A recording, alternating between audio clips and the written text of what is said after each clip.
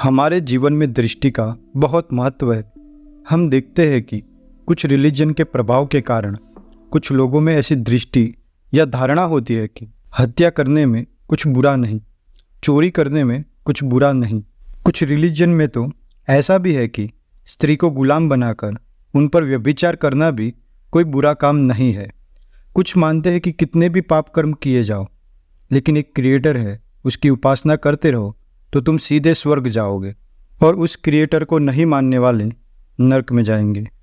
कुछ ऐसी भी टीचिंग्स है दुनिया में कि कुछ प्रोसेस या कर्म कांड से तुम शुद्ध हो जाओगे, पाप कर्मों से मुक्त हो जाओगे। ऐसी ऐसी टीचिंग्स संसार में फैली हुई है। ऐसी टीचिंग्स के कारण ही उनकी दृष्टि, धारणा या संसार को देखने का व्यू ऐसा बनता है जो उन्हें मिथ्या दृष्टि बनाता है, और वैसा व्यक्ति खुद की तो हानि करता ही है, साथ ही साथ दूसरे लोगों के जीवन को भी नुकसान पहुंचाता है। इस तरह हमारी दृष्टि या धारणाएं हमारे जीवन में बहुत बड़ी भूमिका निभाती है। जिस प्रकार की दृष्टि रखते हुए हम सुगति को प्राप्त हो और निर्वाण प्राप्त करें, उसे सम्यक दृष्टि कहा जाता है।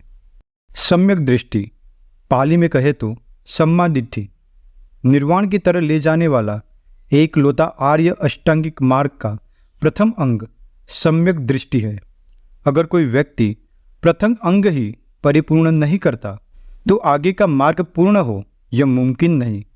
अगर कोई व्यक्ति सम्यक दृष्टिवान नहीं है तो वैसा व्यक्ति निर्वाण प्राप्त करे यह असंभव है। तो एक व्यक्ति की दृष्टि सम्यक होना बहुत ही जरूरी है। सबसे पहले जानते हैं कि सम्मा दिट्ठि या सम्यक दृष्टि का अर्थ क्या है। सम्मा या सम्यक यानी कि सही, दिट्ठि या दृष्टि यानी कि किसी चीज को देखने का ढंग या तरीका। सम्यक दृष्टि अर्थात सही तरीके से संसार को देखने का ढंग या सही धारणा। सम्यक दृष्टि का ऑपोजिट होता है मिथ्या दृष्टि। सबसे पहले जानते हैं मिथ्या दृष्टि क्या है। मध्यम निकाय के अपणक सूत्र में भगवान बुद्ध कहते हैं कि कोई व्यक्ति ऐसी दृष्टि वाले, ऐसी धारणा वाले होते हैं कि अच्छे कर्म का अच्छा फल और बुरे कर्म का बुरा फल नहीं होता है। लोक और परलोक जैसी कोई चीज़ नहीं होती। माता पिता नहीं है, औपपातिक सत्व भी नहीं है। औपपातिक यानी कि ऐसे सत्व या प्राणी जो बिना माता पिता के सिर्फ कर्मों के फल स्वरूप अपने आप उत्पन्न होते हैं। इस संसार में ऐसे लोग नहीं हैं जो स्वयं लोक और परलोक का साक्षात्कार करके दूसरों को बतावे। ये सभी दृष्टि या धारणा को भगवान बुद्ध ने मिथ्या दृष्टि कहा है। मिथ्या दृष्टिक व्यक्ति की मृत्यु के बाद दो ही गति होती है, निरय या तिरच्छान योनि। ऐसा भगवान बुद्ध ने बताया है। डॉक्टर आम्बेडकर जी की पुस्तक बुद्ध और उनका धम्म में भी धम्म क्या है उस चैप्टर में बाबा साहेब जी बताते हैं कि दृष्टिघात क्या है। बाबा साहेब लिखते हैं कि यहाँ कोई आदमी इस प्रकार की गलत धारणा या मिथ्या दृष्टि रखता है कि दान देने में, त्याग करने में पुण्य नहीं है, भले बुरे कर्म का कुछ फल नहीं होता, न लोक है न परलोक, न माता है न पिता, और स्व उत्पन्न प्राणी भी नहीं होते। संसार में ऐसे लोग नहीं जो अपनी अभिज्ञा से परलोक का साक्षात्कार कर उसकी घोषणा करते हैं। यह दृष्टिघात है। इंग्लिश और हिंदी दोनों ही लैंग्वेज में आप पढ़ सकते हो और खुद बुक लेकर क्रॉस चेक भी कर सकते हैं। तो बाबा साहेब जी भी लोक और परलोक में विश्वास रखते थे, और भगवान बुद्ध ने जो परलोक की बात की है उस पर श्रद्धा रखते थे। ज़्यादा जानकारी के लिए ये लाइव स्ट्रीम्स भी देख सकते हो। अब जानते हैं सम्यक दृष्टि के बारे में। लोकीय सम्यक दृष्टि और लोकोत्तर सम्यक दृष्टि, ये दो टाइप्स में सम्यक दृष्टि को कैटेगराइज कर सकते हैं।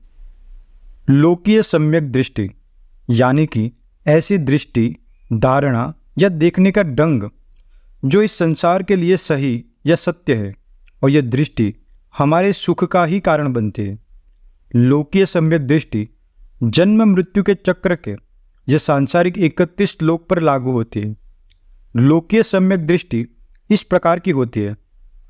दान देने से पुण्य मिलता है, त्याग और परित्याग से भी पुण्य मिलता है, अच्छे कर्मों का अच्छा फल मिलता है और बुरे कर्मों का बुरा फल मिलता है।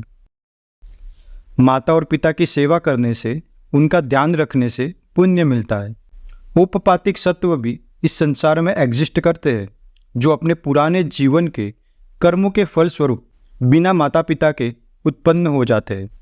यह लोक भी है और इसके अलावा दूसरे लोक भी है।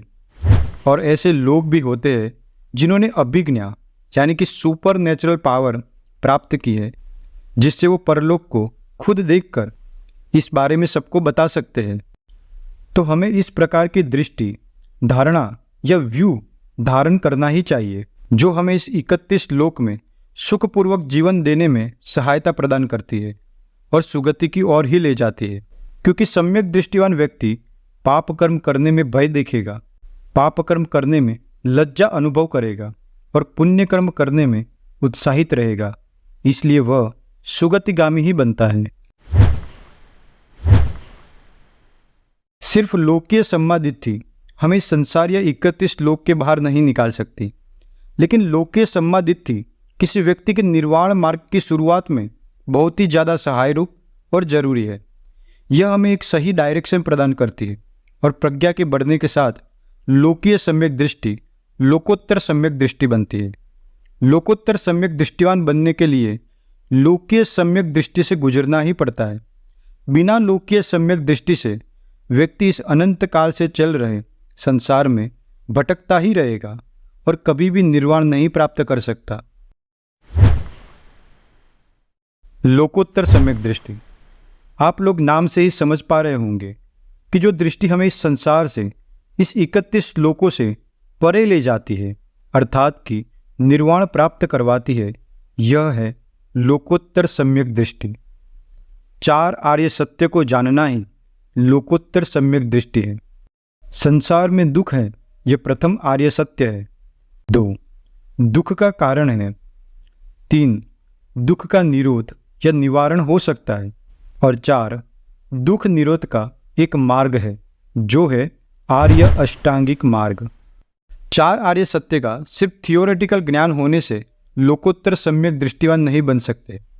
जब कोई व्यक्ति इस 4 आर्य सत्य को खुद की प्रज्ञा से जान लेता है, खुद के अनुभव से इन 4 आर्य सत्य को स्पर्श कर लेता है, समझ लेता है, पूर्णतः जान लेता है, तब वह व्यक्ति लोकोत्तर सम्यक दृष्टिवान कहलाता है। एटलीस्ट सोतापन्न होना चाहिए, तभी उस व्यक्ति को लोकोत्तर सम्यक दृष्टिवान कह सकते हैं।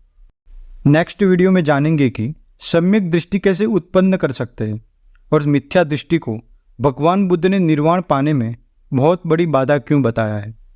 नमो बुद्धाय, सबका मंगल हो।